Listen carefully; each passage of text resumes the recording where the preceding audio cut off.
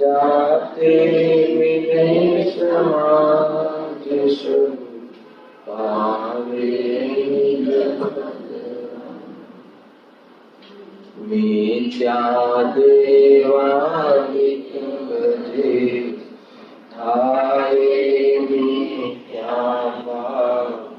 तजिके में साचा बजो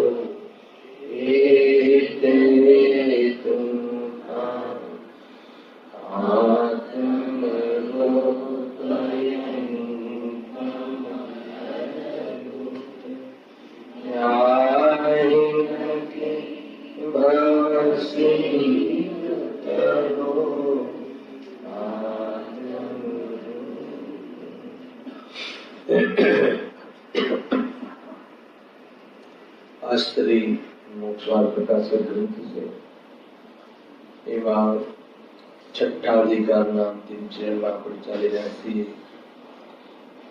ગુરુદેવનું ગુરુનું સ્વરૂપ અને નિષદ્ધાનું નિષેધ અને સેવનનો નિષેધ એના અંતર્ગત પેજ નંબર 190 પર જે અંતિમ વાત કરી ત્યાં કે અજ્ઞાની દ્વારા જે કુયુક્તિઓ દ્વારા કે કુતર્ક દ્વારા જે ગુરુના સ્થાપનનું જે સમર્થન છે એ સમર્થનનું જે ખંડન છે એ યુક્તિઓ દ્વારા તથા આગળના આધારે પંડિતજી કહે છે. આત્માને અહિતથી બચાવવા અર્થે ઘણો ઉપકાર રહ્યો. એમાં કાલે પ્રશ્ન ઉઠાવેલો અંતિમ 190 પેજ પર લાસ્ટ. આ કાળમાં શ્રાવક પણ જેવા સંભવે તેવા નથી, તેથી જેવા શ્રાવક તેવા મુનિ. એ શ્રાવકો જ બરાબર નથી તો એમાં મારી શું ભૂલ છે? પછી મુનિ એવા જ હોય ને. ટૂંકમાં મુનિ તરફથી આ વાત કહેવામાં આવે તો યથાર્થ નથી. શ્રાવકો માટે આપણે કહીએ કે ભાઈ તમે જે પ્રકારે કેવી રીતે આચરણ કરાવો છો, શ્રાવકની પ્રેરણા આપવા માટે કથન ઠીક છે, પરંતુ કોઈ મુનિ એમ કહે કે એવા શ્રાવકો ક્યાં જોવા મળે છે કે અનુદિષ્ટ આહાર મળે અમને, તો કહે છે કે એટલે અમે ઉદિષ્ટ લઈએ છીએ, તો કે આ તર્ક ઠીક નથી. ન મળે તો ન લેવું, પણ એના વિરોધમાં જઈને સેવન કરવું એ ઠીક નથી. એ બધી વાતો આમાં કરી દીધો કે ભાઈ જેવા શ્રાવક હોય એવા ગુરુ હોય, એમાં મારી શું ભૂલ છે? શ્રાવક શાસ્ત્રમાં શ્રાવક સંજ્ઞાતું સર્વગ્રસ્ત જૈનોને છે. શ્રેણી પણ અસંયમી હતો, છતાં તેને ઉત્તર પુરાણમાં શ્રાવકોત્તમ કહે. શું કહે છે? જો શ્રેણિક રાજાનો જીવ પણ અને કયા શ્રાવક હતા? એ અસંયમી શ્રાવક હતા. ચતુર્ગ્રસ્તાન આવી ગયું હતું, ઉત્તર પુરાણમાં એને ઉત્તમ શ્રાવક કહ્યો. અને કોઈ શ્રાવકમાં ઘણા ભેદ છે. અસંયમી કાલે કહ્યું હતું ને, સંયમી, એક દેશ સંયમી શ્રાવક, 11 વેદ પ્રતિમા જે હોય છે એ પ્રમાણેના અલગ અલગ સ્તરના શ્રાવક, નીચે પાક્ષિક આદિ શ્રાવક, નામધારી શ્રાવક, એ રીતે હોઈ શકે છે શ્રાવક. તો 12 સભામાં જો એ કહ્યું છે, બહુ આધાર આપે છે કે ભગવાનની તીર્થંકર ભગવાનમાં જે સમૂષણ છે એમાં 12 સભાઓ લાગે. તો કે 12 સભામાં શ્રાવક કહ્યા ત્યાં તેઓ બધા વ્રતધારી નહોતા. શું કહે છે? શું લોજિક છે? કેમ કે સમૂષણની ચર્ચામાં, એના વર્ણનમાં અસંયમી શ્રાવકની સંખ્યા અલગથી આપી છે. એ નોંધતી થઈ ગયો કે ત્યાં સભામાં અવ્રતિ શ્રાવક બી હશે, વ્રતિ શ્રાવક બી હશે, મિથ્યા દ્રષ્ટિ બી ઘણા હોય છે. બધા સમ્યક દ્રષ્ટિ હોય એવું જરૂરી નથી. અને ત્યાં સામાન્ય શ્રાવક બી બહુ છે, નામધારી શ્રાવક પણ હોય છે, એમ કહે છે. એ લખ્યું ને, જો તેઓ સર્વવ્રતધારી હોત ભગવાનની સભામાં તો અસંયમી મનુષ્યોની જુદી સંખ્યા કહે હે ને, પણ તેમ કહી નથી. તો માટે ગ્રહસ્થ જૈન તો શ્રાવક નામ પામે છે. ટૂંકમાં જૈનમાં જન્મ્યો એટલે બી શ્રાવક એમ બી કહેવામાં આવે છે. શ્રાવક તો અનેક પ્રકારના છે. તો જેવા શ્રાવક એવા મુનિ, એ ફોર્મ્યુલા ખોટી. જેમ કે વિદ્યાર્થીમાં કોઈ ઠોઠ વિદ્યાર્થી બી હોય તો ગુરુ એના ઠોઠ હોવા જોઈએ એવું ક્યાંથી ફોર્મ્યુલા? ગુરુ તો સંપૂર્ણ જ હોવા જોઈએ એમ. અને ખરેખર તો આ લોજિક જ ઠીક નથી. કેમ કે અત્યારે બહુ વાત ચાલે છે કે શું કરે શ્રાવકો બી, એ વાત છે. પંચમકાળમાં શ્રાવક બી કયા આદર્શ મળી જાય છે? તો ગુરુમાં તમે આદર્શપણાની કલ્પના શું કામ માનો છો? જે છે એને માની લો ને. તો એ ઠીક નથી. ખ્યાલ આવ્યો? અરે ઘણી વાર મુનિ પણ પોતાના તરફથી કહે છે એમાં મારી શું ભૂલ છે? શ્રાવકો જ એવી રીતે અમને પડગાન કરે છે, એવી રીતે અમને. ઠીક નથી કે ભાઈ, એ તો તમે તમારી જવાબદારી છે. અને એમાં કોઈ શ્રાવક નું બહાનું આપીને શિથિલાચાર પોષવો ન જોઈએ. આ તો શિથિલાચાર પોષવાની વાત છે. કાલ ઉઠીને કોઈ આ વાત ક્યાં સુધી પહોંચી શકે? ખબર છે રાજુભાઈ, ક્યાં સુધી પહોંચે? કે માની લો કે પહેલાના જમાનામાં મને દેવો વખાણ બહુ સાંભળે ઉપર કોઈ મુનિરાજના, કોઈ જ્ઞાનીના, કોઈના સંયમના બહુ વખાણ સાંભળે તો એમની પરીક્ષા કરવા માટે ઉપરથી કાંઈ ના કાંઈ કુતૂહલ કરે. તો અપ્સરા મોકલી દે અથવા સ્વયં એવા રૂપ ધારણ કરીને આવે, આવીને ત્યાં નૃત્ય આદિ કરે. તો કોઈ મુનિ એમ કહે કે એમાં મારું શું ભૂલ છે? કોઈ આવી ચેષ્ટા કરે તો મને એ પ્રકારનો મોહ જાગી ગયો. તો કહે છે કે કોઈ ગમે તેવી ચેષ્ટા કરે, તમારા રત્નત્રયની રક્ષા માટે તમારે સાવધાન રહેવું. એના માટે તમે જવાબદાર છો, કોઈ શ્રાવક નહીં. ઘણા તો બહારમાં કોઈ સ્તુતિ કરે, કોઈ નિંદા કરે, કોઈ નમસ્કાર ન કરે, કોઈ વિરોધ કરે. એટલે તમારે કોઈ ક્રોધાદિ કસાયરૂપ થવું જોઈએ, કે તમારે કોઈ એવા ભોગાદિ પરિણામ રૂપે પરિણમી જવું જોઈએ. એ વાત તો ઉચિત નથી. ન થાય તો ગ્રસ્ત દશામાં રહો, પરંતુ પદમાં રહીને અને જૈન નામ ધરાવીને, જૈન ગુરુ નામ ધરાવીને અને દીક્ષાની પ્રવૃત્તિ કરીને અન્યથા પ્રવર્તન ઠીક નથી. અહીંયા એમ કહે છે. એટલે એ જે તું અને ભાઈ શું કરે, જેવા શ્રાવક એવા અમારે બનવું પડે, તો એ ઠીક નથી. એટલે પરંતુ મુનિ સંજ્ઞા તો નિર્ગ્રંથ વિના કોઈ પણ ઠેકાણે કહી નથી. મુનિમાં તો કોઈ એવી જાતિના થોડાક પ્રમાદી મુનિ કે થોડાક આ મુનિ કે થોડા આવા મુનિ, એવા કોઈ ભેદ મુનિરાજમાં કરવામાં નથી આવ્યા. મુનિ પદ તો એક જ પ્રકાર. ખ્યાલ કાંતિભાઈ આવું આપણે કહે ના લાગે, અસંખ્યાત અનુષ્ઠાન ન ચાલે. લોક વ્યવહારમાં અલગ વાત છે, પણ ધર્મ વ્યવહારમાં થોડો ઘણો એને એમાં કઈ સમજૂતી કરો એવું એવી જાતિની વાત ત્યાં નથી. અને એ તો જે પ્રમાણે જે કહ્યું છે આગમમાં એ પ્રમાણેનું જીવન હોવું જોઈએ. અને એમાં ક્યાં ફોર્સ છે, ક્યાં કયો ફોર્સ કર્યો કે ભાઈ તમારે આ કરવું જ પડશે અને તમારાથી ન નિભે તો નહીં કરો. પરંતુ તમે શ્રાવકનું બહાનું આપી અને શિથિલાચાર પોષણ કરો અને ગુરુ ન હોવા છતાં, મુનિગુરુ ન હોવા છતાં મુનિપણું મનાવડાવું, એ તો મુનિપણાનું શું થયું? એ તો વિરોધી થયું. એટલે કીધું ને કાલે એ ઠીક નથી. એ સિસ્ટમ નથી એમ છે ને, એ રીતે છે. જો આગળ શ્રાવકની ઓર ચર્ચા કરે છે. વળી મધ, માંસ, મધુ અને પંચ ઉદંબર આદિ ફળોનું ભક્ષણ શ્રાવકોને નથી. તેથી શ્રાવકને તો 8 મૂળ ગુણ કહે છે. માટે તેમનામાં કોઈ પ્રકાર વળી પણ શ્રાવક પણ સંભવે છે. એટલે શું કહે છે કે કોઈ આવા સામાન્ય શ્રાવક બી હોય કે ખાલી વ્રતાદિ ના હોય, અસંયમી શ્રાવક હોય, તો પછી વ્રતાદિ વાળા શ્રાવક ન હોય તો મુનિને મહાવ્રતોમાં કઈ ચલાવી લેવું જોઈએ. અને શ્રાવકો પણ ક્યાં વ્રત પાડે છે, તો અમારે પણ વ્રતમાં થોડી શિથિલતા તમે ચલાવી લો. એ લોજિક ઠીક નથી, એ ન્યાય ઠીક નથી. એ કુતર્ક છે, કુદલીલ છે અને ખોટી દલીલ છે. અને એ અહીંયા એમ કહે છે કે શ્રાવકમાં તો શ્રાવક તો એટલે તો ઘરમાં જ એ પડ્યું છે જીવ કે નહીં તો ભૂલો થાય છે. શ્રાવકમાં ભૂલ હોય, પંચમકાળમાં શ્રાવકો નબળા હોય, એટલે ગુરુમાં નબળાઈ ચલાવી લેવી અથવા ગુરુ એમ કહે કે મારામાં નબળાઈ તમે કન્સિડર કરો, તો કે એવી કોમ્પ્રોમાઇઝ નો માર્ગ નથી. સમજોતાનો માર્ગ શ્રાવક ધર્મમાં છે, શ્રવણ ધર્મમાં નથી. અને સમજોતાનો ધર્મનું નામ જ શ્રાવક ધર્મ છે. આટલી કસાય છે, થોડી કસાય આવે છે તો લગ્ન કરી લેવું, એ શ્રાવક છતાં બી ત્યાં બે ચોકડી કસાયના ભાવવાળી વિતરાગતાનો પ્રયાસ કરી શકે, અનુભવ કરી શકે. પણ એ લેવલની વિતરાગતા હોય, 3 ચોકડીના ભાવવાળી વિતરાગતા હોય, ત્યાં જરા પણ કોઈ પણ જાતની ખામી, કઈ બી અનાચાર જેવું પરિવર્તન નથી ચાલતું. એટલે કહે છે કે ગુરુ તો નિર્ગ્રંથ જ હોવા જોઈએ અને સાથે 28મા ગુરુનું પાલન હોવું જોઈએ. અંદરમાં એટલી 3 ચોકડીના કસાયના ભાવની વ્યક્ત રાખતા, એ જ વાસ્તવમાં મુનિ જીવન છે, મુનિધર્મ છે. એને જ ગુરુ તરીકે સમર્થન આપવું જોઈએ અને એવા જ ગુરુ આદર્શ બનાવવા જોઈએ અને એવા ગુરુના શરણમાં આત્માનો પુરુષાર્થ કરવો. બસ આટલી વાત કહીએ. આગળ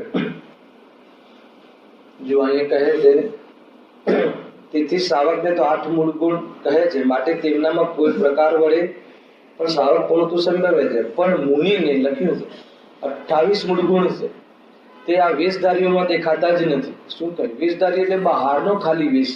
નગ્નતા એટલી માત્ર રહીને કોઈ ગુરુ પણ આનું માન માંગે અથવા ગુરુનું સન્માન કરાવવા માંગે તો એ મુનિ છે એમ કહે. માટે તેમનામાં કોઈ પણ પ્રકારથી પણ મુનિ ગુણ સંભવતું નથી. જો એ બહુ જોરદાર લખ્યું છે. વળી ગ્રસ્ત અવસ્થામાં તો પૂર્વે જંબુકવાર આદિ ઘણા હિંસાદી કાર્યો કર્યા સાંભળવામાં આવે છે, પણ મુનિ થઈને કોઈ હિંસાદી કાર્ય કર્યા નથી, પરિગ્રહ રાખ્યા નથી. તેથી એવી યુક્તિ કાર્યકારી નથી. વધી શકે ગ્રસ્ત જીવનમાં સમ્ય દૃષ્ટિ હોય તો એને બહારમાં ગ્રસ્ત જીવનમાં યુદ્ધ આદિ એવા બધા પ્રકરણો જોવામાં આવે છે. ત્યાં જે ચોથા અવસ્થામાં સટકાયેલા જીવોની હિંસાનો ત્યાગ નથી હોતો, એવી જાતિની વિશુદ્ધિ જ નથી હોતી. ખ્યાલ આવે કે નહીં? એટલે કોઈ હિંસા કર્યા કરે એમ નહીં, એનું જીવન જ એવું હોતું નથી. એવી જાતિની એની પાસે વિશુદ્ધિ જ નથી. આંશિક વિતરાગતા છે, દ્રષ્ટિ સમ્યક છે અને વિતરાગતાનો પણ અંશ માત્ર છે. એટલે એના જીવનમાં કદાચિત કોઈ કશાયની મનતા ઘણી હોય અને એવી જાતિની પ્રવૃત્તિ આખા જીવન દરમિયાન ન દેખાય તો બી એ ગુણસ્થાનમાં એ કશાયનો અભાવ કયો નથી. આ વાત સમજવા જેવી છે. શું કહ્યું? બની શકે કોઈ ચોથા ગુણસ્થાને કશાયની મનતા ખૂબ હોય તો લગ્ન આદિ ન કરે, વેપાર આદિ ન કરે અને બહારમાં બહુ એક પ્રકારથી એવી ભૂમિકા હોય, પરંતુ કરનારીઓ કહે છે કે જ્યાં એક ચોકડી કશાયનો અભાવ માત્ર વધતો હોય ત્યાં અન્ય કશાયોનો સદભાવ એને વાસનામાં હોય છે, ભલે એના પ્રવૃત્તિમાં ના હોય ને પરિણામ. નહીં તો એ ખોટી જ પછી આગળ વધી જાય. એટલે કોઈ એવી મનતા હોય કોઈ જીવને, પરંતુ એ ચોથું ગુણસ્થાન તો ચોથું ગુણસ્થાન.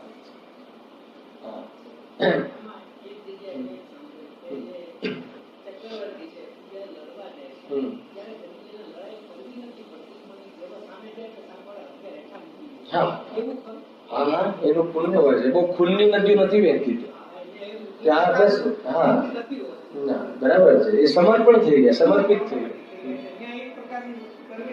હા, એવો એનો પ્રભાવ હોય છે, એમાં પુણ્ય હોય છે, પરંતુ લડાઈનો ભાવ તો છે.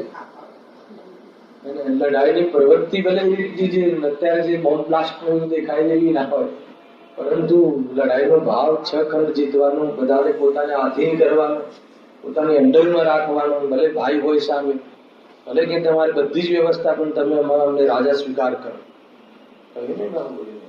આધીન તમે અમારા અંડરમાં છો એટલું તમે સ્વીકાર કરો એમ. હરાવાનો મતલબ જ એ છે. એ રીતની હોય છે. ત્યાં કોઈ આપણે જે કલ્પના કરીએ છીએ એવા જે મહાભારતના યુદ્ધ એવા બધા યુદ્ધ નથી હોતા. ચક્રવર્તીનું બલ બી એટલું હોય છે, પુણ્ય બી એટલું હોય છે, એવું છે. પણ ગજબની વાત એ છે કે એ બધો ભાવકનો ભાવ છે, એ બધો પુણ્યનો પ્રતાપ છે, જ્ઞાયકનો પ્રતાપ નથી. જરા પણ પ્રભાવિત થતા નથી જ્ઞાનીઓ. પણ રાગ આવે છે એ રીતની કશાય ભૂમિકામાં હોય છે અને એ પ્રમાણેની રાગની પ્રવૃત્તિ છે. એ અસંયમી ભરતનું કામ છે, એ જ્ઞાની ભરતનું કામ નથી. સમ્યક દ્રષ્ટિ ભરત તો ત્યાં આત્મદર્શન હોવાના કારણે એક સમય માત્ર પણ એમાં અહંબુદ્ધિ, ઉપાધિ બુદ્ધિ નથી હોતી. એ વાસ્તવમાં સમ્યક દ્રષ્ટિ ભરત. અને જે લડાઈ કરવા જાય છે એ જ જીવને અસંયમી ભરત કહે. એ રીતનું વર્ણન છે, જોરદાર છે. જો શ્રી આદિનાથજીના સાથે 4000 રાજાઓ દીક્ષા લઈ પાછળથી ભ્રષ્ટ થયા. ત્યાં દેવો એમ કહેવા લાગ્યા કે જીનલિંગી બની અન્યથા પ્રવર્તશો તો અમે તમને દંડ આપીશું. સાંભળજો, આ વાત બહુ સામાન્ય નથી. જીનલિંગ છોડી તમારી ઈચ્છા હોય તેમ કરો. જીનલિંગ એટલે શું? અને જો આખું જે દ્રવ્યલિંગ છે ને, દ્રવ્યલિંગ તો બાહ્યમાં નિર્ગ્રંથતા, 28 ગુણનું નિરતિચાર પાલન, એ દ્રવ્યલિંગ છે, પૂરેપૂરો વેશ. પણ માત્ર ખાલી દ્રવ્યલિંગમાં જીનલિંગ એટલે જીનેન્દ્ર ભગવાન અર્થાત તો જે મુનિલિંગ છે બાહ્યમાં નિર્ગ્રંથ, એ તમે ગ્રહણ કરી લીધું. અને જો અન્યથા પ્રવર્તન કરશો, ભ્રષ્ટ થઈ ગયા ને. જો ભ્રષ્ટ થઈ ગયા એટલે કોઈ વેશથી ભ્રષ્ટ નથી થઈ ગયા, ખાનપાનથી ભ્રષ્ટ થઈ ગયા. ગજબ છે. 6 મહિના સુધી તો આદિનાથની વિધિ મળી, કેમ કે એ વખતે કોઈ સમજતું જ નતું. ભૂભૂમિમાંથી જસ્ટ કન્વર્ટ થઈ હતી કર્મભૂમિ. ચલાવે કે નહીં, તો એ વખતે કોઈને ખ્યાલ જ નતો આહારની વિધિ. તો આહારની વિધિ ન મળી તો જેટલા દિવસ ન મળી એટલા દિવસ આહારનો વિકલ્પ ન રહ્યો, અથવા વિકલ્પની પૂર્તિ ન કરી. અને પહેલા તો વિકલ્પ જ ન આવ્યો આદિનાથ મુનિરાજને, પછી વિકલ્પ આવ્યો તો વિધિ ના મળી. તો એમને કહ્યું કે જો બધા શિથિલ થઈ ગયા છે, લોકોને ખબર જ નથી, તો તમે સ્વયં વૃષભ રાજા હતા, હસી મસી ખુશી સમજાવ્યું તો સમજાવી દેવું હતું થોડું કે આહાર વિધિ કેવી રીતે કરાવી. નહીં વિકલ્પ આવ્યો, સરળ આવ્યું કે નહીં. આખું બધું ખેતર ખેડતા શીખવાડ્યું, 72 કલાઓ શીખવાડી, આજીવિકા રડવાનું શીખવાડ્યું, બધું શીખવાડ્યું. તો એક ખાલી તમે કેવી રીતે મુનિરાજ આવે તો આહાર આપો એટલું શીખવાડવાનું શું જતું હતું? ના વિકલ્પ આવ્યો, પુણ્ય ઓછા પડ્યા. ચલાવે કે નહીં. પણ એમને એવું વિચાર્યું કે નહીં, જયારે હવે એમને ખબર જ નથી તો એક પ્રવચન આહાર પર કરી દઉં. સમજવાનું શું કહ્યું છું? મુનિરાજ જે તીર્થંકર મુનિરાજ તો એમનો તો ઉપદેશ હોતો જ નથી મુનિ જીવનમાં. અને તીર્થંકર બન્યા પછી એમની વાણી ખરે છે. આખા મુનિ જીવનમાં ઉપદેશ નથી હોતો, ઉપદેશ આપતા જ નથી કોઈ.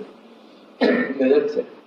બોલો, હવે જે બી થયું પાછળથી સપનું આવ્યું ને જે પણ થયું ને શ્રીયાસ રાજા દ્વારા જે પણ થયું. અને બાકીના રાજાઓને તો કઈ ખબર જ નહીં, જે એમાં દેખાદેખી મુનિ બની ગયેલા. અને આપણા રાજા આટલું કામમાં મહાન કાર્ય કરે છે તો આપણે કેવું જોઈએ? કરી લીધું, હવે કેટલી ભૂખ સહન કરે? અંદરમાં વેદ જ્ઞાન તો હતું નહીં, એટલે નિર્ગ્રંથતા તો છોડી નહીં, અને નગ્નતા તો વસ્ત્ર પહેરી લીધા નહીં, પરંતુ ભોજનમાં ભ્રષ્ટ થઈ ગયા. ફળ ફ્રૂટ ખાવા લાગ્યા, પાંદડા ખાવા લાગ્યા. અને દેવોને ખબર પડી, દેવો આવી ગયા ત્યાંથી. જો લખે છે અને કહ્યું સ્પેશિયલ ધમકી કહો કે જે બી કહો, દેવોને દાદાગીરી જ કરવાની, એનું તો કામ જ એ રીતે. જો પુણ્ય છે ને. જીનલિંગી બની અન્યથા પ્રવર્તશો તો અમે તમને દંડ આપીશું. સાંભળજો, જીનલિંગ છોડી તમારી ઈચ્છા હોય તેમ કરો, માટે જીનલિંગી કહેવડાવી જો અન્યથા પ્રવર્તે તો તે દંડ યોગ્ય છે. તમારે જે પ્રવર્તન કરવું હોય પહેલા પદથી ઉતરી જાઓ. બરાબર કે નહીં? જો બહુ જોરદાર વાત છે, કાંતિભાઈ સમજવા જેવી છે. જીનલિંગી કહેવડાવી જો અન્યથા પ્રવર્તે તો દંડને યોગ્ય છે, વંદના આદિને યોગ્ય નથી. હે, નાર્મુની તો છે, થોડું ઘણું તો કરે છે, વંદના કરવી જોઈએ. અહીંયા કહે છે કે દંડને યોગ્ય છે, વંદનાને યોગ્ય નથી. બોલો, આ વાત અત્યારે કરી શકો તમે? પીટાઈ જાવ ને, પુણ્ય ઓછા પડે ને. હાલાવે કે નહીં? અમને તો ઘણા કહે છે કે તમે આટલી ખુલ્લી વાત નહીં કરો. કોઈ વખત કઈ ખ્યાલ આવી ગયો ને, અને થયું ટોડોલોજી જોડે તો થઈ જાય તો થઈ જવા દે. પણ સત્ય વાત છુપાવી શું કામ? એવી માયાચારી ઠીક નથી. વક્તાઓ માટે એવી માયાચારી ઠીક નથી. જેવો એ સરળ ભાષામાં અને વાસ્તવમાં ભૂલ સુધારવા અર્થે, ક્રિટિસાઇઝ માટે નહીં, એને કહે શાંતિથી, આગમના આધારે કહે અને કહ્યું દંડને યોગ્ય છે. બરાબર? તો ભાઈ એ તો એની પાસે પુણ્ય હતા, દેવો હતા. અત્યારે કોઈ એમ કહે કે તમે દંડ આપો ને, તમને સાચી ખબર પડે છે. તમારે અત્યારે વર્તમાનમાં જે ગરબડો ચાલી રહી છે તો કહે છે કે ભાઈ એમાં ઘણીવાર એવી પોલિસી હોવી જોઈએ કે માનો કે ચોર ચોરી કરે તો આપણે દંડ આપવાની આપણી પાસે અધિકાર નથી, સરકાર દંડ આપે.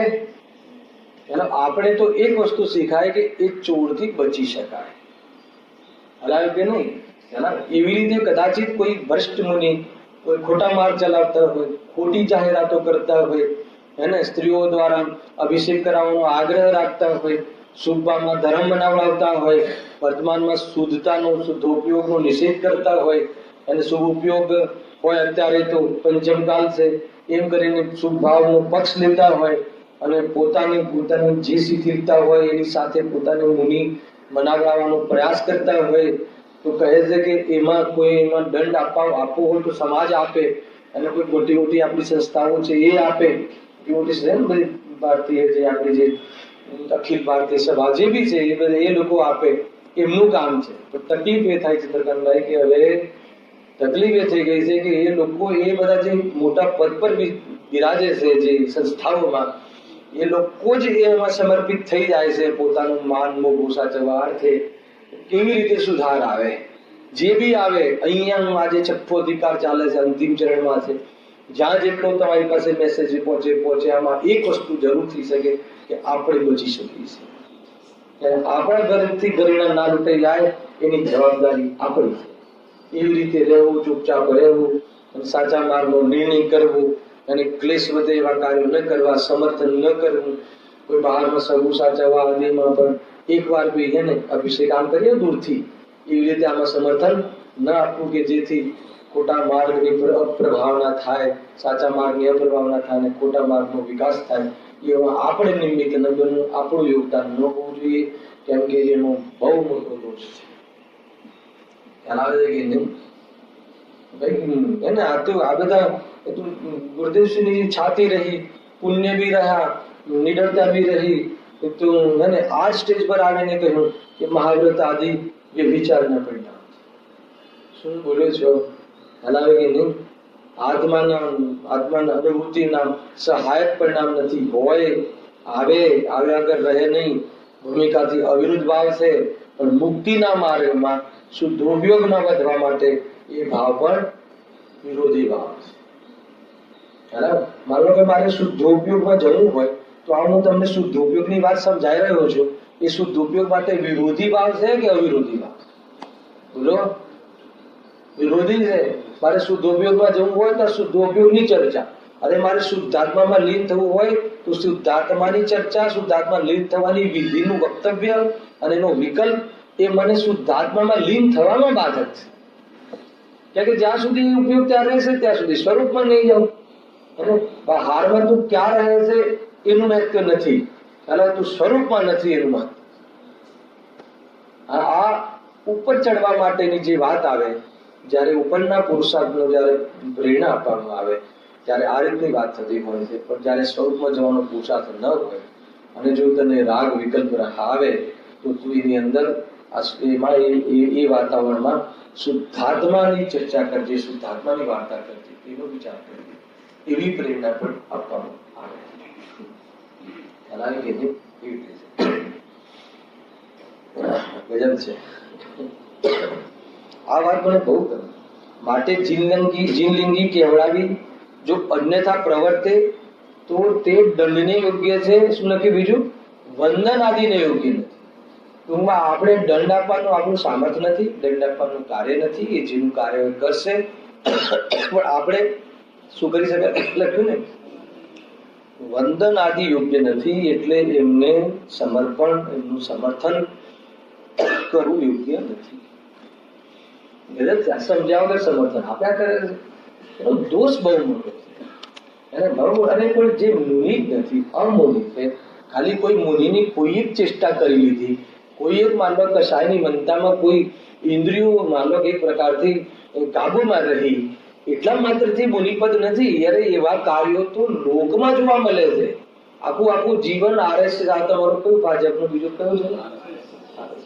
અને એ લોકોને ત્યાં સૌથી પહેલા નિયમ લેવડાવે છે કે લગ્ન નહીં કરવું, નહીં તો તમે દેશની સેવા નહીં કરી શકો, કેમ કે તમારા સગાવાળા થશે, છોકરા છોકરીઓ થશે તો તમે સ્વાર્થમાં આવી જશો, સ્વાર્થમાં આવશો તો તમે પછી ભ્રષ્ટાચાર ફેલાવશો, તમે એને એ બધું ખોટા કામ કરશો. તો એટલા માટે એ લોકો એ પક્ષનું આ પહેલું હતું કે લગ્ન નહીં કરવા.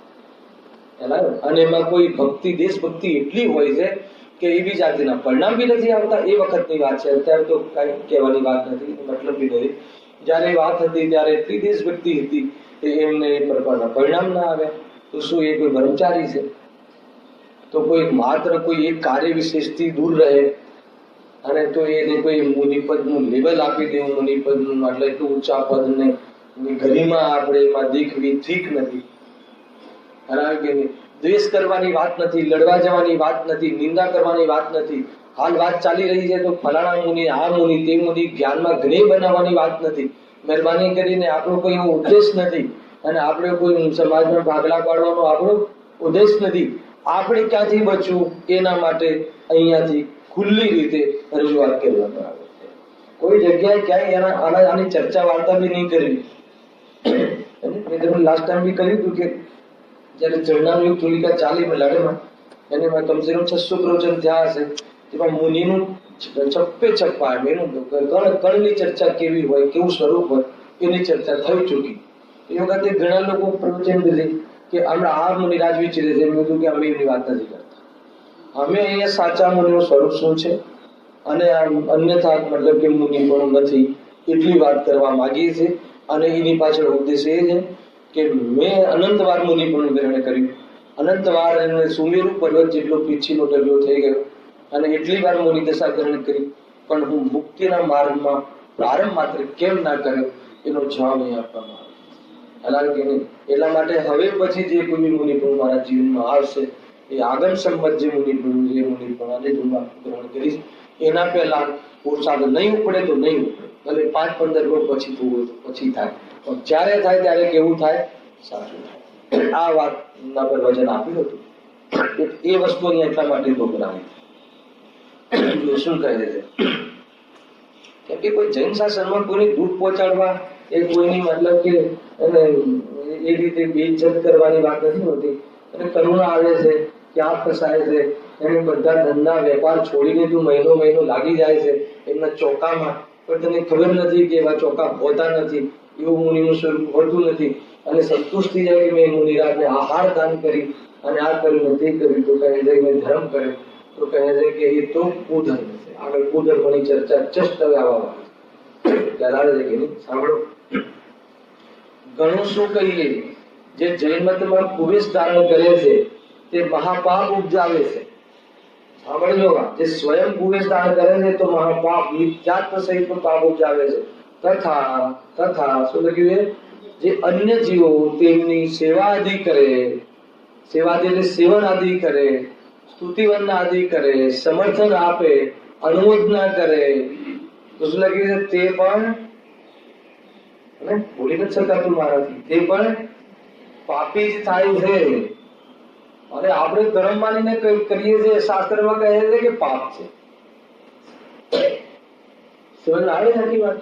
અહીંયા પેલા જે બહારના જે અન્ય લિંગીની વાતો તો છોડી દો, પણ મુનિ લિંગ દાન કરી અને જૈન લિંગ દાન કરી અને અન્યથા પ્રવર્તન કરે. હવે એ પક્ષ લીધો આખો. જે મુનિ લિંગ જ નથી, સફેદ વસ્ત્ર ને આ વસ્ત્ર ને કાળા પીળા ને ધોળા ને માળાઓ લટકાવે ને જટાઓ રાખે ને, એ તો બધું કચરો છે. એ તો બધું કહે છે કે પ્રત્યક્ષમાં જ ખ્યાલ આવે કે આ તો આપણને છલે છે. અને થોડીક બુદ્ધિને તાકાત આપે ને તો ખબર પડી જાય કે આપણને છેતરે છે. આ એના લોભનું પોષણ કરે છે, લાલચનું પોષણ કરે છે. ત્યાં તો બી સારા લોકો એમાં જોવા મળે છે. સારા એટલે શું? દુનિયામાં જે બુદ્ધિજીવી કહેવાય છે બધા એના આધાર, સૌથી મોટી સરકારો એના આધીન હોય છે. ગજબ છે. મોટી ગવર્મેન્ટો બધા એના આધીન હોય છે. મોટા ડોક્ટરના એસોસિએશન એના આધારમાં હોય છે. આપણને એમ લાગે કે આ શું છે, ગજબની વસ્તુ છે. અરે કેવો મહિમા ભાઈ! એ તો ભાઈ આ તો કોઈ એક હૃદયશ્રી તો કહે, એક શુદ્ધાત્મા સિવાય સ્વ પદાર્થ સિવાય તને અન્ય પદાર્થ ઉપર તને થોડો પણ તો લીજો તો સમજી લે કે તને વાસ્તવમાં જીવતા નથી આવડતું. મરણ છે તારું, આમ કહે.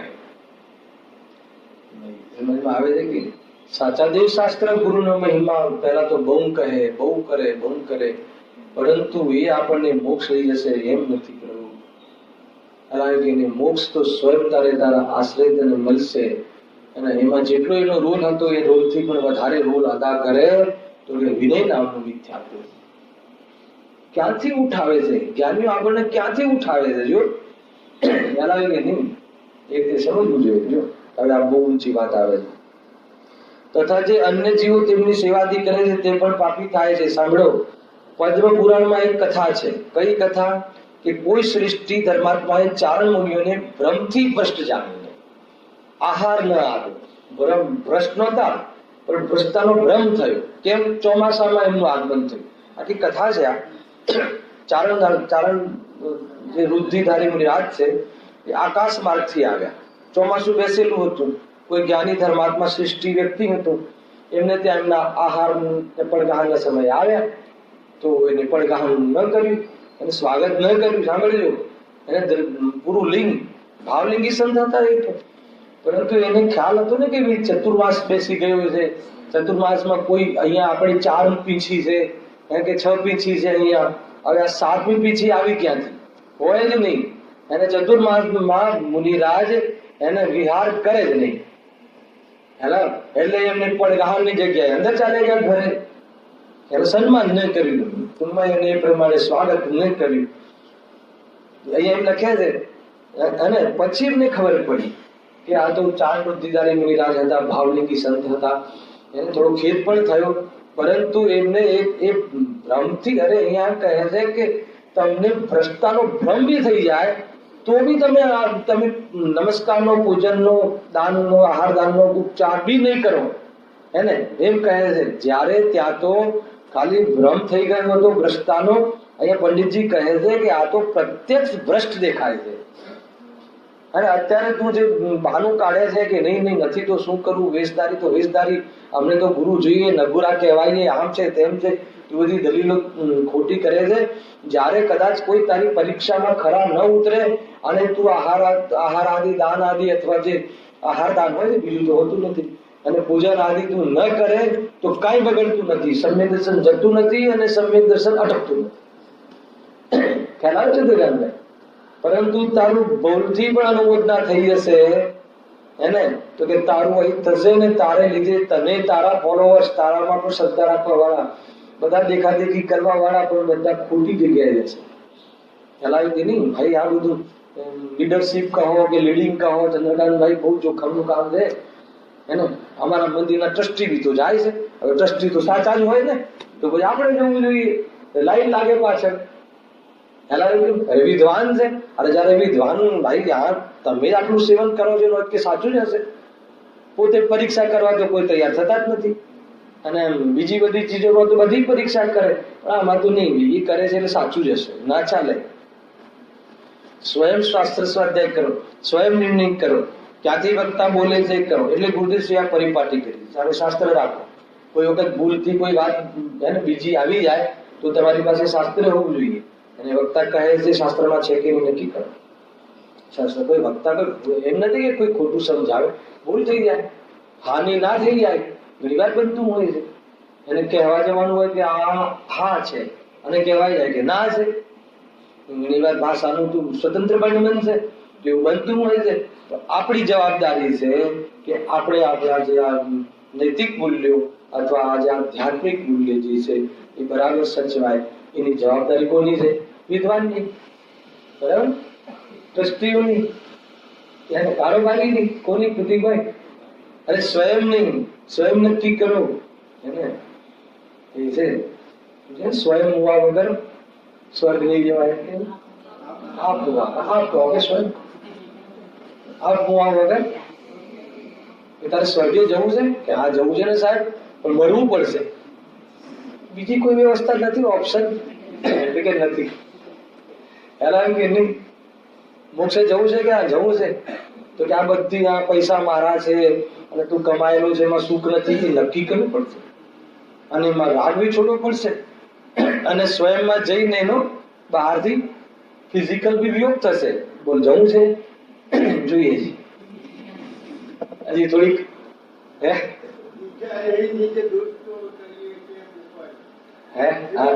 હા બરાબર છે. અગર એ દોષ ન લાગે તો એ છોડવા શું કામ તૈયાર થાય? ખ્યાલ આવે કે બહુ વિચાર કરવો પડશે, અંદરની તાકાત હોવી જોઈએ. આ સાહસની વાત છે ભાઈ, કોઈ સામાન્ય વીરાની વાત છે. એને અહીંયા આ બધું અરબો ખરબો બહારમાં સંયોગો પુણ્યના ઠાઠ એમાં અપ્રભાવી રહે અને એમાં એક પરમાણુ માત્ર પણ લાભદાયી ન લાગે, એમાં બહુ મોટું સાહસ જોઈએ છે. બહુ કમાવાનું નામ સાહસ નથી. અને સાહસ દુનિયામાં અમેરિકા આ ને તે બધા દેશોમાં ફરી ફરીને કમાયો, કેટલું સાહસ કર્યું. એ સાહસ નથી, એ તો શું કહે, શું છે, શું કહે, હે મજૂરી છે. બંદરની જેમ નાચે છે, મોહ નચાવે એમ નાચે છે. એને બહુ શાંતિથી વિચારે તો મોહ નચાવે એમ કઠપુટલીની જેમ નાચે છે. ત્રણલોકનો નાથ, ભગવાનની વિભૂતિ જોઈએ, ઉપરની સિમંદર નાથ બિરાજમાન છે, એમની પ્રભા જોઈએ, એમનું ચિત્ર જોઈએ, એમનું એને અવલોકન કરીએ. અને આપણે રોજ આમ નાની બે ચાર ખાવાની ચીજો માટે, બે ચાર અને સ્ત્રી પત્ની આદિ માટે જે નાચતા દેખાઈએ, એવું લાગે કે આપણને શરમ આવે કે ના આવે? સમજાય એવી વાત છે. તત્વ કઈ, આપણે શું તત્વ છીએ, આપણે શું છીએ એની આપણને ખબર હોવી જોઈએ, મહિમા હોવી જોઈએ. તો બહારમાં કોઈ એમ નથી કહેતો કે આજે ને આજે હમણાં પીછી કમર લઈને બધા જતા રહે, એમ નથી કહેવું. પરંતુ એ તો જયારે એનો યોગ આવશે થઈ જશે, પુરુષાર્થ પ્રમાણે બધું થશે. પરંતુ દ્રષ્ટિમાં તો અત્યારે તો હાલ તો એ તો તારી પાસે છે ને. અને પછી તું જો તને જીવવાની જે મજા આવશે, અને ભોગ બી એના સાચા હોય. બાકી પેલાને તો દ્રષ્ટિમાં ભેદ જ્ઞાન નથી હોતું ને, તો એ ભોગોમાં બી ભોગવી નથી શકતો. કયા ભોગ? ઇન્દ્રિયના ભોગ પણ ખરેખર તો સમ્યક દ્રષ્ટિ જ સાચા ભોગવી શકે. હલાવો, કારણ કે એની એટેચમેન્ટ નથી હોતી, હલાવે છે. અને એટલે કોઈ એવી જાતિની અપેક્ષાઓ નથી હોતી, એટલે બહુ શાંતિથી એ પ્રવૃત્તિઓમાં રહે છે. અને પેલાને તો એ પ્રવૃત્તિ હોય ને, માનો કોઈ બી ચીજ હોય ને, ભોજન તો આવું જ બનવું જોઈએ, ભોજન તો આવું જ બનવું જોઈએ, તો લડાઈ ઝઘડામાં ભોગવી નથી શકતો. હલાવે કે નહીં? કાંઈ ઠેકાણા નથી, કોઈ ભોગવી શકતું નથી. એ દ્રવ્યાન યોગની વાત છે. અને ભોગવવામાં વિવેકી ચરણાન યોગની વાત છે. હલાવે કે નહીં? બધું યથાર્થ સમજવું. એ તો તત કે છે. કોણ ભોગવે? ખબર છે કોણ ભોગવે, હમણાં એ વાત નથી, ભોગવે એની વાત છે. તો ઘરે જઈને ભોગવીશ ને, તો એ મારે થોડો વિવેક હોવો જોઈએ ને, એ બી તો બતાવવું ને મહેન્દ્રભાઈ. અને અહીંયાથી સીધો જંગલ જવાનો હોય હેને, અને સીધો ઉપવાસમાં બેસીને મુક્તિમાં જવાનો, એકાદ વાર બી આહારમાં ના આવવાનો હોય, તો ચલો છોડો ચર્ચા. હલાવે કે નહીં? ભાઈ વાત બધી જરૂરી છે. ચારે અનુયોગોનું બેલેન્સ હોવું જોઈએ. ચારે અનુયોગોનું તાત્પર્ય વિતરાગતા છે. એ વાત ચિંતભગંતોએ કહેલી વાતને એને સ્વીકાર કરવી. આપણે તો એક આત્માની વાત કરીને સુખી થઈ જવાતું હતું, પણ એક આત્માની સાથે આ બધું આવે છે. વિતરાગતાનો અંશ જાગૃત થાય, બાકીની કશાયોના ભાવનો પુરુષાર્થ કરવાનો, એ બધી વાત આવે છે ને. એ બધી વાતોમાં છલાંગ નથી મારી શકતો તું. નિયમો, વ્રત, વાળ બધું આવે છે ને, પરંતુ એ ધર્મ અને ધર્મનું કારણ નથી. એમાંથી નીકળવા અર્થે બધી જ પ્રવૃત્તિમાંથી જીવે પસાર થવું પડે છે. એટલે ભૂલ ન કરી લે, અને એમાં એકાંત નથી જાય, એમાં દ્રવ્યાન યોગનો ઉપકાર થયો, એનાથી વિરોધી જાતિનું ભ્રષ્ટા ન આવે, એમાં ચરણાન યોગના આચરણ વિભાગનો ઉપકાર રહ્યો. અને ખરેખર તો લીનતા ચારિત્ર્ય છે એવું બતાવવા વાળું ચારિત્ર અધિકાર ચરણાન યોગ મહાન વાસ્તવમાં આપણા માટે ઉપકાર રહ્યો. અને પ્રથમાન યોગમાં હર પોઝિશનમાં કેવી રીતે જ્ઞાનીઓ અપ્રભાવી રહીને આગળ વધે છે, એની પ્રેરણા માટે પ્રથમાન યોગ આપણા માટે ઉપકારી રહ્યો. કર્મથી ભયને પ્રાપ્ત ન થાય અને પરિણામોનો ભય રહે. બે વાત, પૂર્વમાં બાંધેલા કર્મના ઉદયથી ડરે નહીં, અને વર્તમાનમાં પરિણામોનો ભય રહે. અને જો મોક્ષ માર્ગ પ્રકાશકમાં બે વાત મુખ્ય કહી કે પરિણામ બગડવાનો ભય રાખજે, અને જીન આજ્ઞા તૂટવાનો ભય રાખજે. બગડવા સુધરવાનો જીન તો બગડવાનો ભય રાખજે, બગડે નહીં. અને બીજું જીન આજ્ઞા તૂટવાનો ભય રાખજે. તું જે નિરૂપણ કરે છે, સમજે છે, એમાં જીન આજ્ઞાનો ભંગ ના થવો. અને પરિણામથી આપણે વિરત રહેવું હોય તો પરિણામની સામે નથી જોવાનું. એ દ્રવ્યાન યોગ કહે છે અપરિણામીને જો તો તારા પરિણામને બગડવા સુધારવાનો ભય રાખવાનો અર્થ જ એ છે કે અપરિણામીને જો. હલાવ્યું કે નહીં? પરિણામોથી વિરક્ત રહેવું એનું નામ વાસ્તવમાં પરિણામથી બગડવા સુધારવાનો ભય રાખે. આ રીતે છે આખી વાત. એટલે દરેક વસ્તુ એમ છે કે અપરિણામીની સામે કેમ જોવું છે, બતાવો. પરિણામ બગડી જશે તો એટલે અમે અપરિણામીમાં જતા રહીએ છીએ. એ વાત એટલી તો આવે છે કે નહીં? અપરિણામીમાં જવાની વાત એટલા માટે આવે છે કે પરિણામમાં સદૃશ્યતા, અપરિણામ જેવું અપરિણામીનો સ્વભાવ છે એવી સદૃશ્યતા પરિણામમાં આવે. એટલી બધી વાત છે. થોડુંક અધ્યાત્મ કહી દઉં ને પાછું તમને, થોડુંક અધ્યાત્મ શું કહે, અને આ તો બધી વાતો આવી જોઈએ. જો અહીંયા શું કહે છે, બહુ જોરદાર છે. પદ્મ પુરાણમાં એક કથા આવે છે. હા, આ વાત મુખ્ય કહી. અહીંયા તો પ્રત્યક્ષ જે ભ્રષ્ટ છે, પેલા તો કેવા ભ્રષ્ટ હતા? ભ્રષ્ટ હતા જ નહીં. ચારણ મુનિમાં તો ભ્રષ્ટતા હતી જ નહીં, પરંતુ ત્યાં ભ્રષ્ટતાનો ભ્રમ હતો તો બી ઉપચાર ન કર્યો વંદના સ્તુતિનો. અને તને તો પ્રત્યક્ષમાં તારી ઓછી બુદ્ધિમાં પણ ખબર પડે છે કે આ પ્રત્યક્ષ ભ્રષ્ટતા છે, તો પછી તને વંદના સ્તુતિ કરવાનો ભાવ આવે છે તો સમજી લે કે તને બીજી કોઈ વાત છે. હલાવે કે નહીં? આપણે તો આપણું પુણ્ય બાંધી લેવું, એ જેવા હોય એવા. આપણે શું છે, આપણે તો હાર આપી દીધો ને તો એમ ના ચાલે. હલાવે કે ખ્યાલ એ જેવા હોય એવા. આપણી તો કશાયની મનતા થઈ ને. આપણે તો મુનિ સમજીને આપ્યું ને. અરે મુનિ સમજીને આપવાનો માર્ગ નથી, મુનિને આપવાનો માર્ગ છે. હલાવે કે નહીં? એ તો દ્રવ્ય સ્વભાવથી પત્નીના જીવને પણ ભગવાન જો, પણ પરિણામની અંદર તો એની પાવરતા છે, એનું જ્ઞાન કર. દ્રવ્ય સ્વભાવની ઓળથી તો માકડાના જીવને પણ ભગવાન જો, એકેન્દ્રીય ઝાડના જીવને પણ ભગવાન જો, પણ પર્યાયની અંદર જે પાવરતા છે એનું યથાર્થ જ્ઞાન કર. વિવેક રાખ. હલાવે કે નહીં? સ્વભાવથી તો જીવ માત્ર ભગવાન છે, એ તો દ્રષ્ટિનો પાયો ઘાડી દે દેતો, અને હજી તો એ ખબર નથી. હલાવે કે નહીં? અને પરિણામોની અંદર, જે પ્રવૃત્તિની અંદર, પર્યાયની અંદર કયા સ્ટેજમાં, કયા સ્તરમાં શું પોઝિશન હોય, એના માટે તું 14 ગુણસ્થાનો યથાર્થ અભ્યાસ કર. ને તું કહેશે કે તું વિવેકરૂપ થઈ અને તારી ભૂલથી પણ તું ભ્રષ્ટ માર્ગની અનુમોદના કરી દીધી તો તું નહીં છૂટે. છૂટવા માટેનો અવસર બી નહીં મળે. છૂટવાની વાત દૂર થઈ ગઈ. ઉદયસિંહ કહે કે કપડાનો ધાગો રાખે એને અને મુનિ માને ને મનાવડાવે તો કે નિગોદ નો બંધ થાય. ખાલી કપડાનો આટલો ટુકડો રાખે અને મુનિ માને ને મનાવડાવે પરિગ્રહ. ખ્યાલ કે વાત જો ગજબ છે. તો પદભ્રષ્ટને દાનાર્થી આપવા કેમ સંભવે? હવે આગળ પ્રશ્ન, એક પ્રશ્ન. અમારા અંતરંગમાં શ્રદ્ધાન તો સત્ય છે, પરંતુ બાહ્ય લજ્જા આદિ વડે માત્ર શિષ્ટાચાર કરીએ છીએ, ફળ તો અંતરંગનું થશે. શું કીધું? ખ્યાલ આવ્યો ભાઈ? તમે જ કહો છો ને ક્રિયાનું કોઈ ફળ હોતું નથી. શું કહ્યું? શાસ્ત્રમાં કહ્યું ને ક્રિયાનું ફળ કેટલું? 0. પરિણામનું ફળ કેટલું? અલ્પ. અને અભિપ્રાયનું ફળ કેટલું? અનંત. હે ને? અભિપ્રાય, પરિણામ અને ક્રિયા. બહારમાં ક્રિયાનું તો કોઈ ફળ જ નથી. તમે કહો છો કે ભાઈ ક્રિયાનું ફળ નથી, પણ સાથે એ બી કહ્યું છે કે પરિણામ અને ક્રિયાને નિમિત્ત નૈમિતિક છે. એ તું ભૂલી ગયો. હલાવે કે નહીં?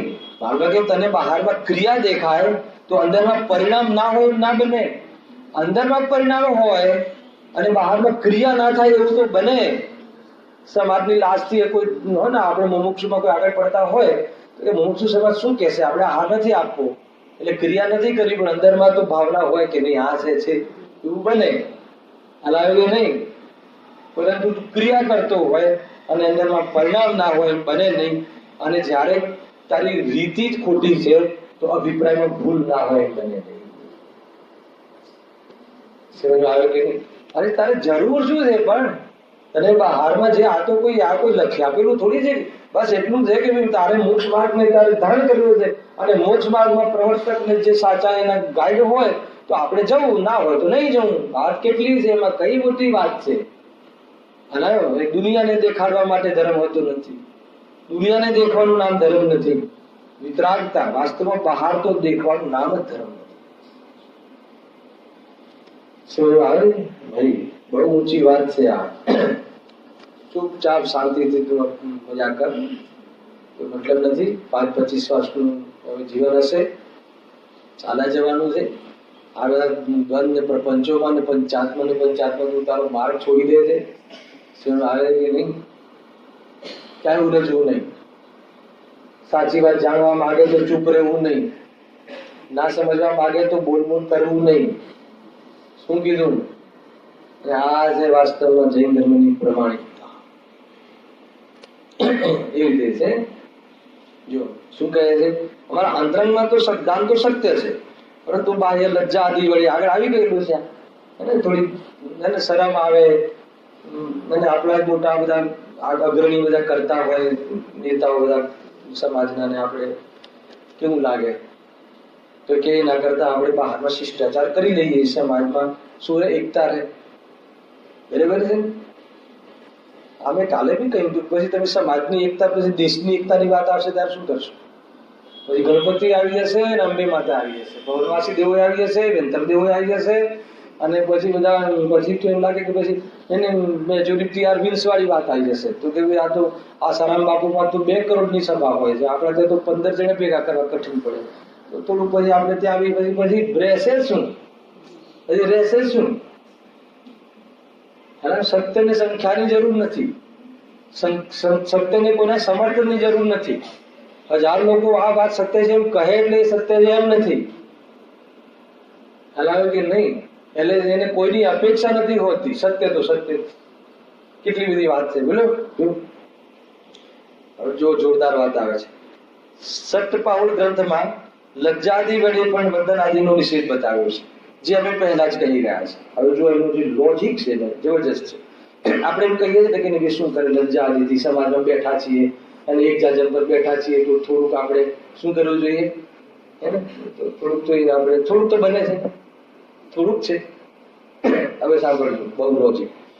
વળી કોઈ બળાત્કારથી મસ્તક નમાવી હાથ જોડાવતો હોય, માનો કે એને માથા ઉપર ઘન મૂકી દે અને કે તું પગે લાગ, એ રીતે કદાચ લાગુ પડતું હોય તો સમજમાં આવે છે કે તું એટલે ત્યાં હતો.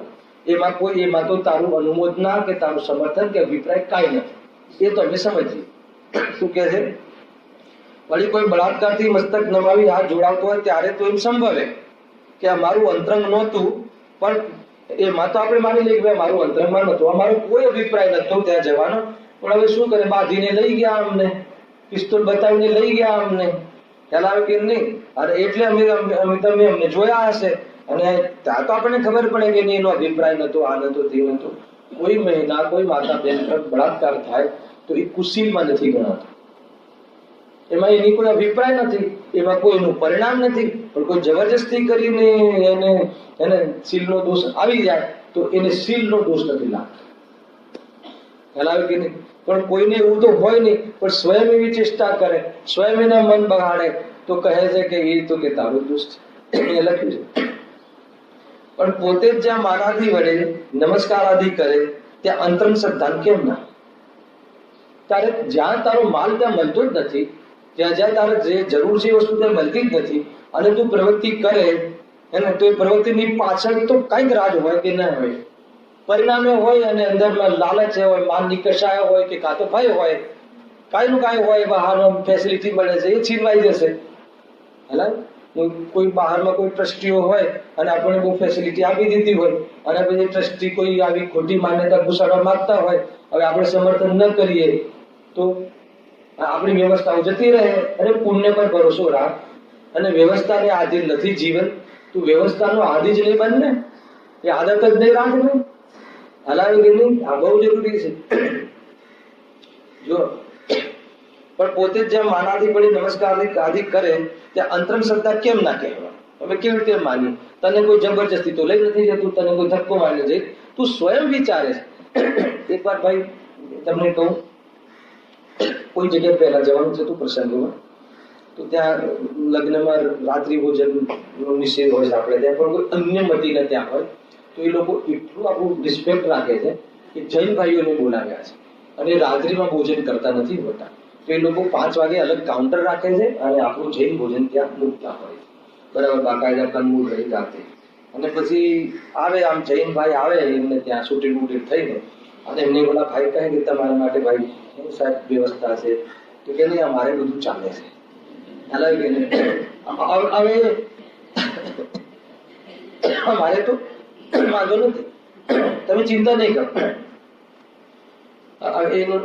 તને કોઈ જબરજસ્તી તો ત્યાં બેસાડ્યા નથી કાઉન્ટર પર, પણ તું પોતે જ કેવું લાગે ત્યાં પેલા કાઉન્ટર પર 10-20 જ જો હોય, અહીંયા બધા શેઠિયાઓ હોય, તો આપણને માન કોણ આપે? ખ્યાલ આવે કે એના કરતા આપણે અહીંયા જમવું આ છે તે છે, અથવા કોઈ લાભ હોય, કોઈ લાલચ હોય, કોઈનું કાંઈ હોય, કોઈ ભય હોય અને કોઈની કોઈ વાત અંદરમાં બનતી હોય છે.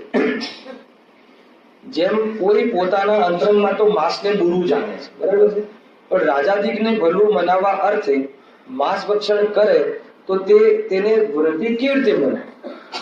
રાજાને સારું દેખાય. આજકાલ તો આ બધા બહુ ટ્રેન્ડ ચાલે છે કે ભાઈ આમ તો અમે છે ને સેવન નથી કરતા, ડ્રિંક સાથે અમે શરાબ લેતા નથી, પરંતુ જો આ બહારમાં અમેરિકા ને આ ને ફોરેન જાપાનીઝ ને આ બધી પાર્ટીઓ આવે તો આપણે એમને પછી એની સર્વિસ આપવી પડે છે. શું કહે છે હલાવે કે નહીં?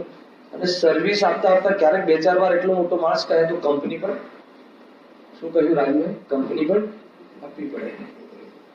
હવે આને શું કહેવાનું, શું સમજાવવાનું? ખ્યાલ આવે કે નહીં?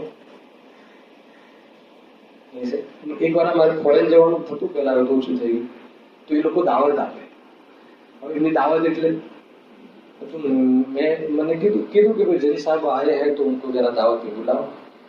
મેં કીધું કે અમે તો જતા નથી, અમે તો આજે મગપાટ લઈને આવ્યા છીએ, કુકર છે તો અહીંયા અમારું કરી લઈશું અને અમારે ચાલી જાય છે. હવે એટલો મોટો માણસ ત્યાંનો રાજા કે જે કહો, હવે એને ખરાબ લાગ્યું હોય તો મેસેજ આવે કે અમારું અપમાન થયું. મેં કહ્યું કે રિલિજિયસ બેઝથી અમે લોકો આ નથી લેતા, તો એને બહુ રિસ્પેક્ટ આવી. હલાવે કે રિલિજિયસ બેઝ જ્યાં કહ્યો રિલિજિયસ બેઝથી છે તો પછી તો અમારે ક્યારે કોઈ જગ્યાએ એપોઇન્ટમેન્ટ લેવી જ ના પડે. ઇનકા ટાઈમ મત બિગાડ, એ ધાર્મિક જીવે. 10 મિનિટમાં આપતા લીધે ફટાફટ. અરે કાંઈ તમને એવું લાગે છે અત્યારે યુવા વર્ગને કે એનાથી કામ થાય છે? રોંગ છે. અને હું તો બેઝિક નીતિ છે, આ નીતિ છે, આ તમે સમજતા નહીં કે આ ધર્મની વાત નથી. નીતિ બી એક શાસ્ત્ર છે. જો લોકમાં કહે કે તમારી પ્રોડક્ટ સારી હોય, તમારું નેચર સારું હોય, તમારું ડીલિંગ સારું હોય, તમારું ઉધારી આપતા હોય અને પછી બી માલ ના લે, ખાલી શરાબ પીવાથી લે, તો એ વેપારી પર ભરોસો નહીં કરતા. શું કહ્યું?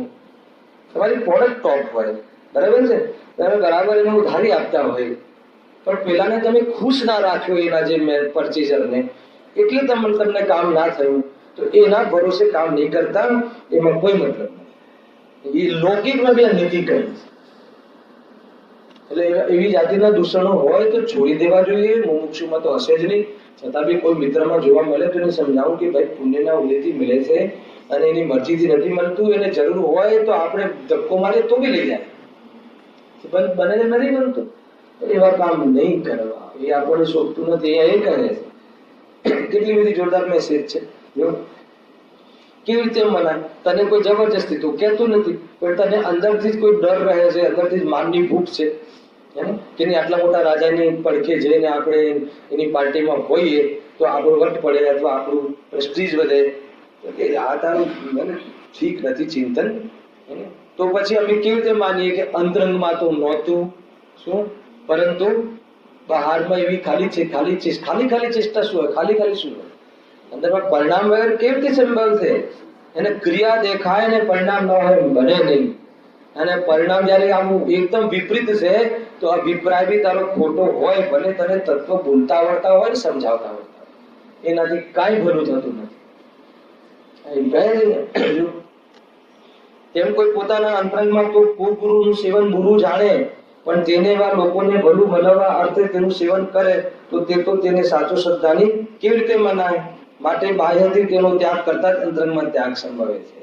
એકલો બારમાં ત્યાગ હોય તો અંતરંગમાં ત્યાગ હોય એવું નથી, પરંતુ અંતરંગમાં ત્યાગ ત્યારે માનવામાં આવે કે જયારે બહારમાં તો ક્યારે ના આવે. આટલું ફોર્મ્યુલાઓ બધી કોઈ કે નહીં અમે બહારમાં આમ તમે અમને અભિપ્રાય બી નથી, અમને બધી ખબર બી છે આ કુદેવ છે કુગુરુ છે, પરંતુ અમને બરાબર અંતરંગ અમારું અભિપ્રાય અમારો સાચો છે, અમારી માન્યતા બી સાચી છે, પણ આ બહારમાં થોડીક આ શિષ્ટાચાર નિભાવવો પડે એવો છે એટલે ભાઈ આવ્યા છીએ તો કહે છે કે તું તને છેલ્લે છે. અરે ભૂલ છે. આગળ એના બહુ સરસ જવાબો છે, આવશે બધા ઓર બી પ્રશ્નો 2-3 છે આના માટે. જો તેથી જે શ્રદ્ધાના આદિ સહિત જીવ છે તેમને તો કોઈ પ્રકારથી પણ એ કુગુરુઓની સેવા શુશ્રૂષાની કરવી યોગ્ય નથી. ઉડાવી દીધી વાત જબરજસ્ત. એ પ્રમાણે કુગુરુના સેવનનો એ નિષેધ કર્યો છે. ઓર એક પ્રશ્ન 5 મિનિટમાં લઈએ, 5 મિનિટ છે. કોઈ તત્વ શ્રદ્ધાની કુગુરુ સેવનથી કોઈ તત્વ શ્રદ્ધાનીને એ કુગુરુ સેવનથી કેવી રીતે મિથ્યાત્વ છે ખ્યાલ આવે કે નહીં? માનો કે અંદરમાં આપણને સ્વ શું છે, પર શું છે, રાગ શું છે, એને જ્ઞાન શું છે, આશ્રમનું ધ્યેય છે, અને સંગમ નિજરા મોક્ષ આદિ ઉપાધિ છે, એ બધું તત્વ આપણું સાચું હોય અને કોઈ કુદેવના મંદિરમાં ચાલ્યા ગયા તો આપણું તત્વ શ્રદ્ધાન અભરાઈ ગયું અથવા તત્વ શ્રદ્ધાન મારું જતું રહ્યું, એ કેવી રીતે બને? તત્વ શ્રદ્ધાન તો રહે કે ના રહે? તો મારું તત્વ શ્રદ્ધાન સાચું કે નહીં એમ અહીંયા કહે છે કે દલીલ કરે છે કે અમે કોઈ કુદેવ કુગુરુને ક્યાં એ બાજુથી નીકળ્યા નહીં, એના ચોપટ ઉપર ગયા, અમને બધી જ ખબર છે કે જીવ શું છે, અજીવ શું છે, શુદ્ધાત્મા શું છે, ભગવાન આત્મા શું છે, પરમાત્મા શું છે, કાળ પરમાત્મા શું છે, કાળ શુદ્ધ પર શું છે. હજુ બોલ બે ચાર લીટીઓ ખ્યાલ આવે કે નહીં? સમજ આવે કે નહીં? તો એ તત્વ અમારું કઈ રીતે ખોટું થઈ ગયું? એમાં અમારી એની માન્યતા અથવા અમારી જે એ સંબંધી અમારી જાણકારી ખોટી કેવી રીતે થઈ ગઈ? આ એક પ્રશ્ન. ખ્યાલ આવે મહેન્દ્રભાઈ શું કહેવા માંગે છે? એમાં શું થઈ ગયું? અમે ત્યાં ગયા, અમને તત્વની બરાબર ઓળખાણ છે, તત્વનું નોલેજ બરાબર છે. હવે એ જો આ કેવી દલીલ, આ દલીલો અત્યારે ચાલી રહી છે. જો એટલું જબરજસ્ત ઉદાહરણ આપે છે, જેમ શીલવતી સ્ત્રી પોતાના ભરતારની માફક પર પુરુષની સાથે રમણ ક્રિયા સર્વથા કરે, એટલું ખતરનાક ઉદાહરણ આપ્યું છે. ક્યારે કોઈની સાથે એવી રમણતા કરે નહીં. તેમ તત્વ શ્રદ્ધાની પુરુષ સુગુરુની માફક કુગુરુને નમસ્કાર આદિ ક્રિયા સર્વથા કરે નહીં. પેલા તો આ એક રિઝલ્ટ બતાવી દીધું, પછી લોજિક આપશે. જો લોજિક, કારણ કે તે જીવાદી તત્વનો શ્રદ્ધાની થયો છે, સાંભળજો, તેથી ત્યાં રાગાદિનો નિષેધ કરનારી શ્રદ્ધા છે. સાત તત્વની શ્રદ્ધા એટલે શું? એટલે કે વિતરાગતામાં સુખ છે અને વિતરાગતા ધારણ કરે એ વિતરાગી દેવ છે. સંબંધિત તત્વમાં આવે કે ન આવે? તો પછી જ્યારે તને વિતરાગતાની શ્રદ્ધા થઈ હોય તો જે વિતરાગી નથી એવા કુગુરુની સાથે સુગુરુ જેવું સમર્થન કે વંદન આદિ અથવા એવી સેવા કરવાની વાત ક્યાંથી આવે? બતાવો મને. એ મને પંડિતજી કહે છે કે હા, કારણ કે તે જીવાદી તત્વનો શ્રદ્ધાની થયો છે. તું કે જીવાદી તત્વનો શ્રદ્ધાનીનો તું અમને આરોપ આપે છે કે અમને તો એ વખતે તું એ માને છે કે અમને તો તત્વ શ્રદ્ધા છે, તેથી ત્યાં રાગાદિનો નિષેધ કરનારી શ્રદ્ધા કરે છે. તત્વ શ્રદ્ધામાં તો રાગાદિનો નિષેધ છે. વિતરાગ ભાવને શ્રેષ્ઠ માને છે. આનું નામ સાત તત્વની શ્રદ્ધા. વિતરાગતાને શ્રેષ્ઠ માનવી, રાગાદિની શ્રદ્ધાનો નિષેધ કરવો, રાગાદિમાં લાભ નથી એવી રીતે રાગાદિની નિષેધ કરવો. તેથી જેનામાં વિતરાગતા હોય એવા ગુરુને જ ઉત્તમ જાણી નમસ્કાર આદિ કરે છે. પણ જેનામાં રાગાદિ હોય તેને નિષેધ જાણી નમસ્કાર કદી પણ કરે નહીં. આ લોજી કેવી રીતે કરે? તમે સાત તત્વની તમને શ્રદ્ધા છે એનો એ કયા આધારે કરો છો? તમે જયારે કુદેવ કુગુરુના સમર્થન કરો છો તો પછી તમને સાત તત્વની શ્રદ્ધા છે એ વાત ખોટી છે. કે સાત તત્વની શ્રદ્ધામાં વિતરાગતાની શ્રદ્ધા છે. સાત તત્વમાં રાગની એ પણ શ્રદ્ધા છે. એટલે જે રાગને ધારણ કરે એ જ તમારું શ્રદ્ધાની કે તમારું આદર્શ કેવી રીતે થઈ શકે?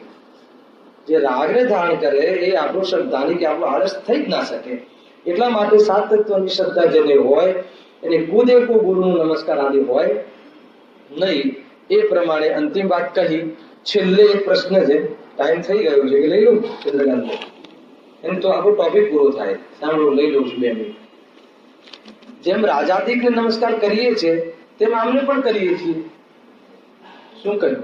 હવે લોકમાં નથી કરતા. કોઈ કલેક્ટર, કોઈ કમિશનર મુસલમાન હોય, અન્ય મતીનો હોય તો બી આવે તો આપણે એને ઉભા થઈ જઈએ, સન્માન આપીએ, હાથ જોડીને જે બી વિધિ થતી હોય એ કરતા હોય. નથી કરતા. સમય દ્રષ્ટિ બી કરે તો પછી ત્યાં કરવામાં આવે છે તો એનાથી બી આ ગયા ગુજર્યા છે. આ તો થોડાક તો બરાબર છે કે નહીં? આ એમ પ્રશ્ન કરે છે. એમ હલાવો આપણે કોઈ આવે, કોઈ કલેક્ટર આવે આપણા અહીંયા બોરીવલી ઝોનમાં તો આપણે લોકવ્યવહાર બી બોલાવીએ, એને જમાડીએ, એને નાસ્તો કરાવીએ, જે બી હોય એ કરાવીએ. પણ મને બતાવો, આપણે એમ કહીએ છીએ કે હે સ્વામીજી તિષ્ઠો તિષ્ઠો તિષ્ઠો એમ કહીને બોલાવીએ. એ લૌકિક પદ્ધતિ છે ને? એ તો બધું જ સેવન કરે પણ આપણે શું ખવડાવવું એ તો આપણો વિવેક હોવો જોઈએ. હલાવે છે કે નહીં? પણ એ લૌકિક પદ્ધતિ છે, ધાર્મિક પદ્ધતિ નથી. એ લૌકિક વ્યવહાર છે. એ ચારિત્રનો દોષ છે. એ કોઈ સારી વાત છે નથી કેવું? એ શ્રદ્ધાનો દોષ નથી. એ દર્શન મોની ભૂલ નથી. પરંતુ કુગુરુમાં તો શ્રદ્ધાનો દોષ આવે. એમ હમણાં કહેશે. કેમ? કેમ કે તમે એ ધર્મના પ્રચારક છે, ગુરુ ધર્મના પ્રચારકો હોય છે, અને એ જયારે ધર્મથી વિરોધી કાર્ય કરે તો બી તને એનો પ્રેમ આવે, રુચિ આવે, તો કહે છે કે શ્રદ્ધાનો દોષ છે. અને શ્રદ્ધાનો દોષ ઘણો મોટો છે. બહારમાં લૌકિકમાં તો કોઈ સમય દ્રષ્ટિ કોઈ રાજાને ત્યાં નોકરી કરતું હોય તો રાજા આવે ને ત્યાં પ્રથા હોય કે રાજા આવે ડૂબા થવું પડે.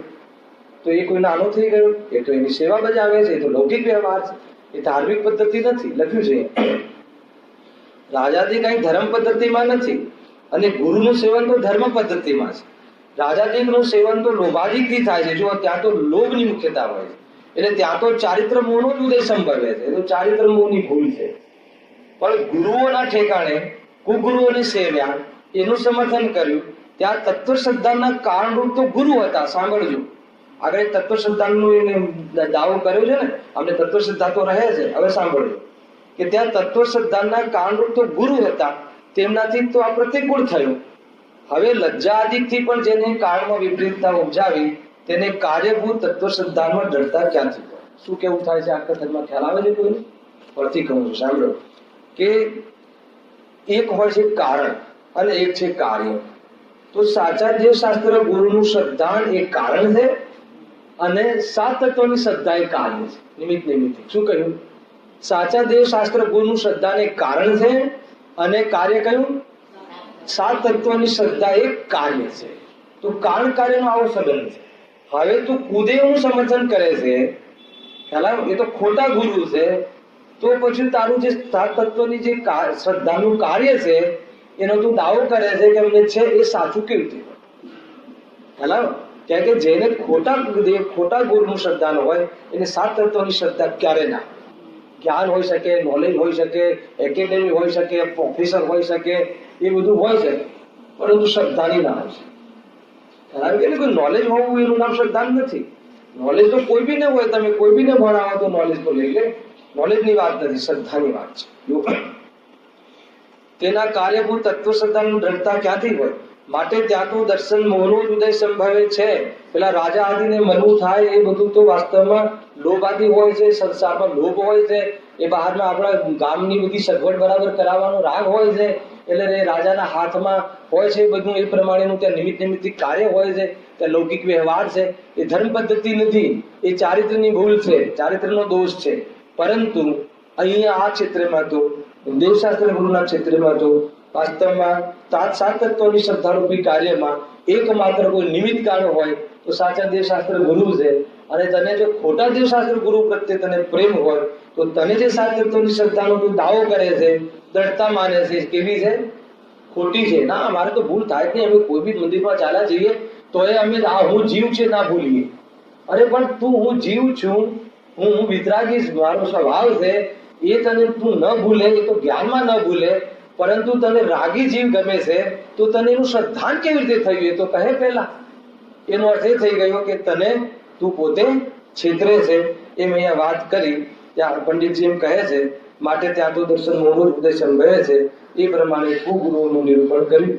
અહીંયા સુધી કુગુરુનું જે સ્વરૂપ અને એની શ્રદ્ધાનો નિષેધ અને એમાં જે પણ યુક્તિઓ તને તે લગાવી એ બધી ખોટી છે એની સિદ્ધિ કરી. માટે તું આત્માનું હિત ચાહતો હોય તો સાચા ગુરુના સમર્પણ થઈ જા. સાચા ગુરુની પાસે અથવા એને જે પ્રમાણે કહ્યું હોય એ પ્રમાણે માર્ગમાં પ્રવર્તન કર. એ વાત કરી છે. હવે નેક્સ્ટ શનિ અંતિમ વાત છે કુધર્મ. એમાં મેં બહુ જબરજસ્ત વાત કરી છે. કુધર્મનું સ્વરૂપ અને એને અપનાવવાનો નિષેધ, એની ચર્ચા નેક્સ્ટ શનિ. સહેજાનંદ